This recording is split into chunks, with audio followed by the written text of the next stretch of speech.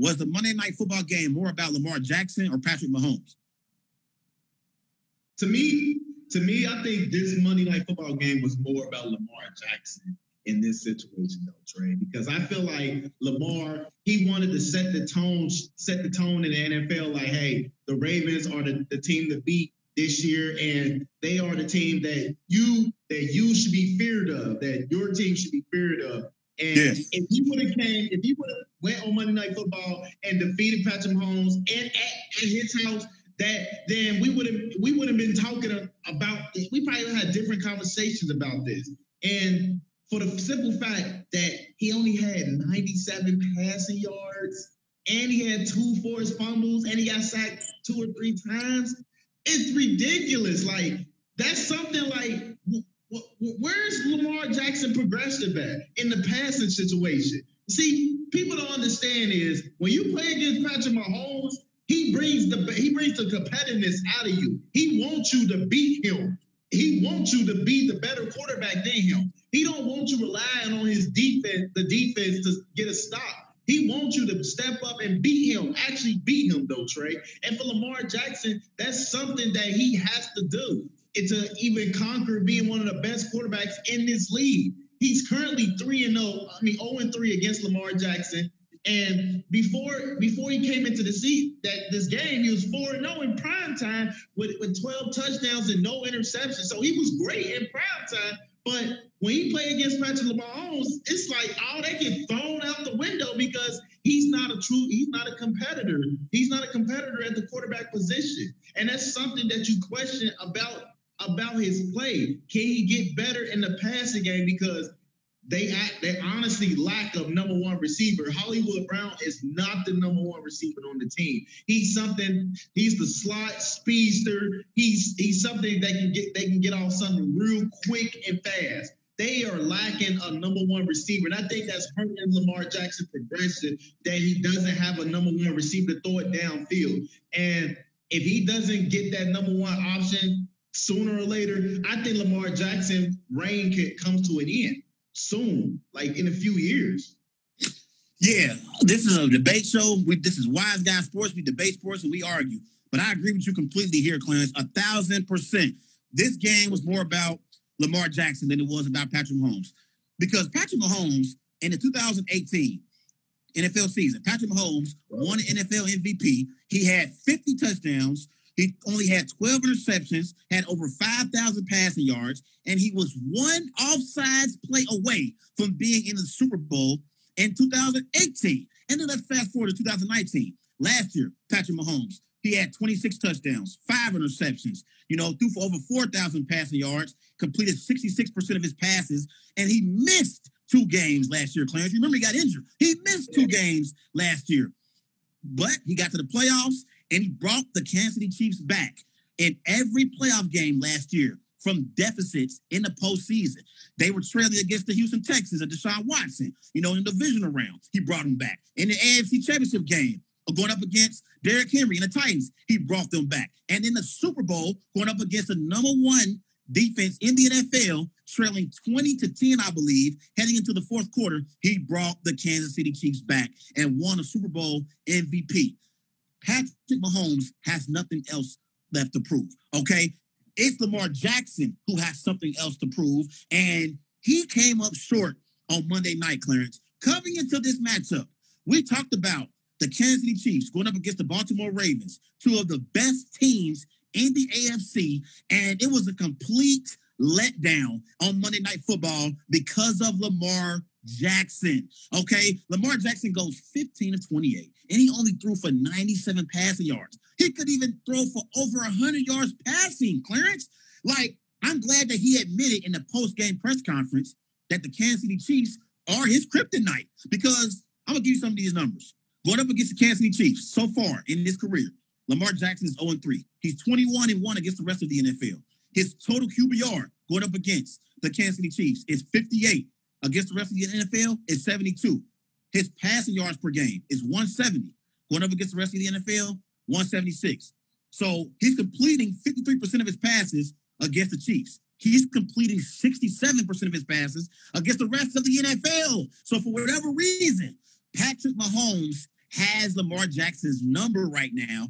And in order for the Baltimore Ravens to have any chance at beating the Kansas City Chiefs to get to the Super Bowl, because that's what it's going to take. It's going to take Lamar Jackson having to beat Patrick Mahomes in a playoff matchup. For that to happen, they need Lamar Jackson to become a better passer. He has to be a better passer, throwing the ball down the field, more consistent for the Baltimore Ravens to have any chance at beating the Kansas City Chiefs. The road to the Super Bowl goes through Patrick Mahomes and the Kansas City Chiefs. If Lamar Jackson doesn't become a better passer, the Baltimore Ravens will not win an NFL Super Bowl this year or for future seasons to come, because Patrick Mahomes ain't going nowhere. He's going to be around for a long time. He's definitely going to be around for a long time, and that's definitely the team to beat in the AFC. And Patrick Mahomes, he already established one of the best quarterbacks in the NFL. For Lamar Jackson, he's still building that name up, that reputation, because we don't really trust him a lot because he doesn't pass the ball enough. Like you just said, he only averaged 170 yards against the Chiefs. That's not good. That's not good, Trey. I feel like this is a quarterback-driven league, and the league wants the quarterback to succeed like ASAP. And for him only throwing 170 yards a game against a top 15 defense in the Kansas City Chiefs, who actually looked like a top 5 defense against him, like that's a big problem right there. That's a big problem right there that John Harbaugh has to fix, because Lamar Jackson is very talented. He's very athletic. He's gifted. He's a gifted player. We know what he can do with the ball. We know what he can do with his feet. I think for John Harbaugh, he didn't neutralize the passing as much as he did with the running game. He made the running game so committed that they got 3-headed running back plus Lamar Jackson that can run down you all game. But in the situation that you don't need some passes, though, he lacks a number one receiver, and I think that's hurting his career so far because he don't have a number one receiver that can catch him. But I understand what you're saying, that he doesn't have a number one receiver, but despite him not having a number one receiver, we still should be able to see whether or not he can throw the ball down the field consistently for the Ravens. You know what I mean? Like, I don't think him having a number one receiver has anything to do with that. I think that's something that Lamar Jackson has to improve on himself as a player. Now, you can make an argument that John Harbaugh and that Ravens organization needs to do a better job at selecting receivers and giving him a better supporting cast, for players to throw the ball to. But I think that's a separate conversation than talking about whether or not he's developed as a passer. See, my thing is right now, I got 3 quarterbacks I would take over Lamar Jackson right now. Only 3. Aaron Rodgers, we've seen what he's done with the Packers so far this season, Clarence. So far in the season, the Packers offense has put up 122 points the first 3 weeks of the season. So Aaron Rodgers is playing at a historic rate right now for the Packers. And he's looking, say it again? I think that's a record, is it? It's a record, yes. He's looking real good in that Matt LaFleur system. You had me rocking my Green Bay Packers gear on Monday's show because I was happy about it and excited. We've seen Russell Wilson so far in the season. 14 touchdowns, 1 interception. He should have 15 touchdowns if it wasn't for DK Metcalf playing around before he got to the end zone. Russell Wilson should have 15 touchdowns. And I think Russell Wilson completing like 77% of his passes. We know Patrick Mahomes is the best quarterback in the NFL, when he played at a high level. Just won an NFL Super Bowl championship last season, won an NFL MVP in 2018. Aaron Rodgers, Patrick Mahomes, and Russell Wilson, right now, they are better throwers of the football than Lamar Jackson is. That's the difference in Lamar Jackson being in that top 3 quarterback conversation with Aaron Rodgers, Patrick Mahomes, and Russell Wilson. Lamar Jackson doesn't throw the ball consistently as a passer yet to be mentioned with those 3 players I just named. Yeah, it's just that simple. That simple. I think for this season right here, like you have to. Like, he doesn't throw the ball. He doesn't throw a lot of interceptions. He only had like 6 interceptions last year, and he doesn't cause a lot of turnovers. But he has to get comfortable in the passing game in order for him to be successful in this league. Yeah, he does, man. And I was excited to watch this game, Clarence. I had my popcorn ready. I was excited, man. I was like, oh, man, we got Monday Night Football. Patrick Mahomes going up against Lamar Jackson. I'm excited for it. There wasn't no NBA games on the schedule on Monday night. So I'm like, I get to watch this game from start to finish, watch these two powerhouse teams in the AFC go up against each other. And it was a complete letdown. As an NFL fan, it was a letdown, Clarence. Like, Patrick Mahomes and the Kansas City Chiefs were running away with that game at one point. I know the score ended up being 34-20, but this game, honestly, was won by the Kansas City Chiefs by at least 3 or 4 touchdowns. I mean, sometimes, in the NFL, teams that give you a touchdown late in the game. Then the score was 34-20. Honestly, this game, the Chiefs won this game by minimal of 24 points. I mean, they won by 14, but damn it was really 24. Like, they had kind of played prevent defense, in the fourth quarter. Lamar finally put a touchdown on the board, but I just think overall, man, he got a long way to go. He got to improve on his passing. But one more question on this topic. Is the Kansas City Chiefs still the favorites in the AFC? I think so. That's the team to beat. And I was looking at their schedules. The teams that can challenge them for that AFC crown, it can be the Buffalo Bills, the Pittsburgh Steelers, even though the Steelers not on their schedule. But I'm just naming teams that's competitive in the AFC that can give them a run for their money. I think will be the Buffalo Bills and the Pittsburgh Steelers, even Baltimore Ravens. I still believe that they can run for their money. The Tennessee Titans, the Houston Texans, if they can get it all together.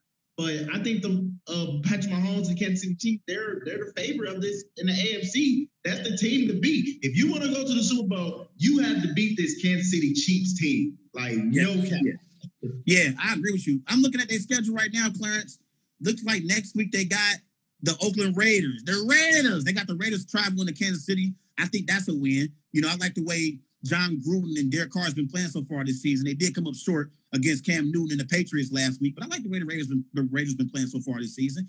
Then they got the Broncos in Denver. That's a win because they 0-3 on the season. Yeah, that'll be a win for the Chiefs. But then they got the Panthers. I don't see Teddy Bridgewater being able to outduel Patrick Mahomes. I got the Chiefs in that one, so they'll be what is it? They 3-0 right now, so they'll be 6-0. Before they get to the Bucks. They got the Bucks November 29th. Oh, wait. I'm going ahead of myself. I'm going ahead. They got the Patriots. I'm sorry. They got the Patriots October the 4th. That's the next possible loss. And I think they can beat the Patriots, but that's a possible loss. So they could possibly be 6-0, heading into that matchup with Cam Newton and the New England Patriots. But I do think they're the favorites so far in the AFC because until they get beat, you have to say they're the favorites in the AFC, and they are the reigning Super Bowl champions. And until someone knocks them off that throne, they're the team to beat, in my opinion.